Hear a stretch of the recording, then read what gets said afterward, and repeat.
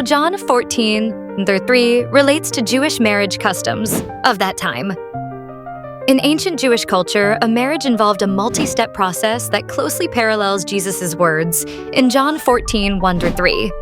This helps explain why Jesus used this imagery when speaking to his disciples. Betrothal, Kiddushin. When a man and woman became betrothed, they were legally bound to each other, but they would not yet live together. The groom would then leave to prepare a home for his bride, often an extension of his father's house. Preparation of the bridal chamber. The groom was responsible for building a place where he and his bride would live. However, he could not decide when it was ready. Instead, the father of the groom had to inspect and approve it before the groom could bring his bride home. This ensured the place was suitable and complete. The bride waits. While the groom was away preparing the home, the bride did not know exactly when he would return. She had to remain prepared as he could come at any moment, often in a surprise procession at night. The groom returns for his bride. Once the father approved the home, the groom would come to get his bride and bring her to the wedding feast. The bride would then go to live with him in their new home. How this connects to Jesus' words in John 14:3. My Father's house has many rooms. I am going there to prepare a place for you. Just like a Jewish groom preparing a place for his bride, Jesus was leaving to prepare a place for his followers in heaven. If I go and prepare a place for you, I will come back and take you to be with me. This mirrors the Jewish wedding tradition, where the groom would return for his bride once the father approved the home. Jesus promises that he will return to take his followers to be with him. That you also may be where I am. Just as a bride and groom would finally dwell together after the preparation was complete, Jesus reassures his disciples that they will be united with him permanently. This imagery would have been deeply meaningful to Jesus' disciples, as they would have recognized the marriage customs of their time. It reinforced the idea that Jesus was not abandoning them, but preparing something greater, and would return for them at the appointed time. Relation to Christian teachings on the Second Coming. The imagery of Jewish marriage in John 14:3 connects directly to Christian beliefs about Jesus' second coming.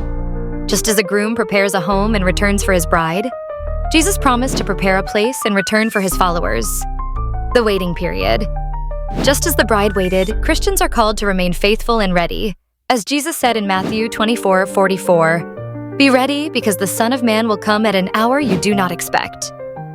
The father's timing. In Jewish weddings, only the father decided when the groom could return. Similarly, Jesus said in Matthew 24:36, "No one knows the day or hour, not even the angels in heaven, nor the Son, but only the Father." The wedding feast. Revelation 19:7-9 describes the marriage supper of the Lamb, where Jesus and his church, his bride, are united in heaven.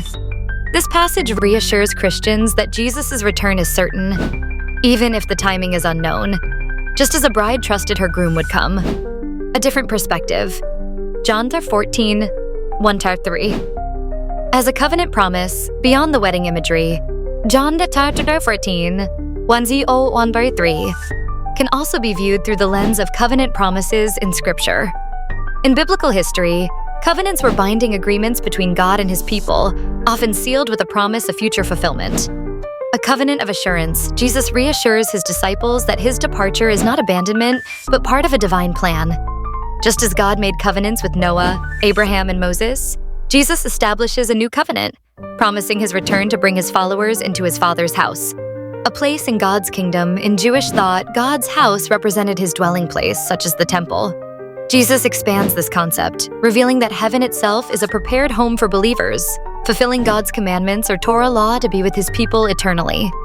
The return of the king. Instead of just a groom, Jesus can also be seen as a returning king who goes ahead to prepare his kingdom. In the ancient world, when a king secured new territory, he would send envoys to prepare the way for his arrival. Jesus' words reflect this royal mission. He secures victory through his death and resurrection, then returns to bring his people into his kingdom.